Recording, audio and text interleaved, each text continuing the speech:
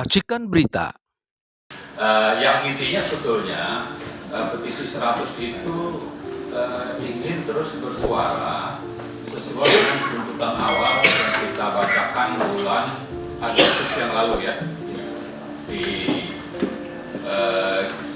ruang GBHN Nusantara 5, bahwa waktu itu tuntutan utama kita adalah agar DPR, DPD, dan MPR itu memulai proses pemakzulan Pak Jokowi.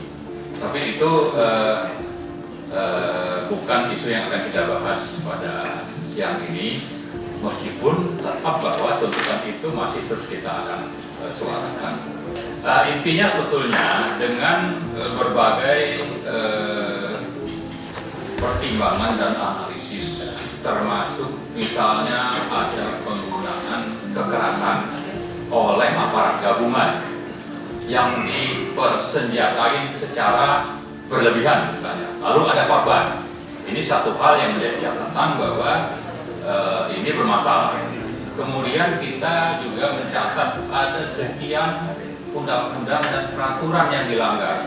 Salah satunya misalnya memasukkan proyek Rempang ini sebagai program strategis nasional PSN. Ini jelas melanggar, apalagi sebetulnya Menko Perekonomian itu kan punya kriteria bahwa kalau satu proyek masuk menjadi proyek PSN, maka apa saja yang harus dipenuhi, termasuk perlu ada misalnya studi kelayakan. Nah, itu tidak dilakukan. Kemudian di samping banyaknya pelanggaran, tadi pertama itu penggunaan pendekatan kekuasaan yang berlebihan, kita juga mengkhawatirkan adanya motif lain yang bernuansa moral hazard.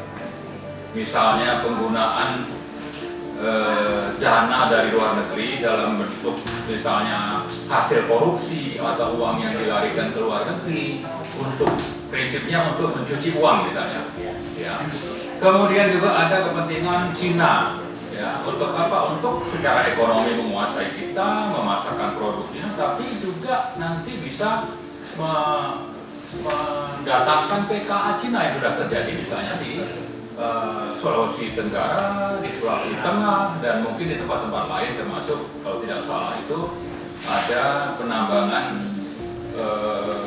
bauksit ya di sekitar Kepri atau di sekitar Batam lah intinya. Kemudian juga kita mengkhawatirkan tentang adanya kepentingan untuk perluasan wilayah atau tempat tinggal bagi Singapura. Nah, dengan berbagai catatan itu, kita ujungnya sebetulnya menuntut, ya, menyampaikan tuntutan ada 3 hal penting. Pertama, supaya proyek Rempang Eco City itu segera dibatalkan. Kemudian kedua, karena Presiden Jokowi itu sebagai pimpinan negara, pimpinan pemerintahan eksekutif, dan di sisi lain terjadi banyak pelanggaran hukum dan undang-undang, termasuk juga sebetulnya pelanggaran konstitusi, maka kami menuntut supaya Pak Jokowi itu segera menjalani proses pemakzulan.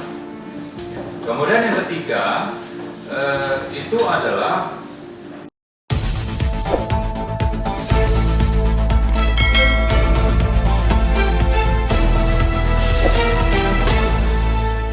Racikan berita.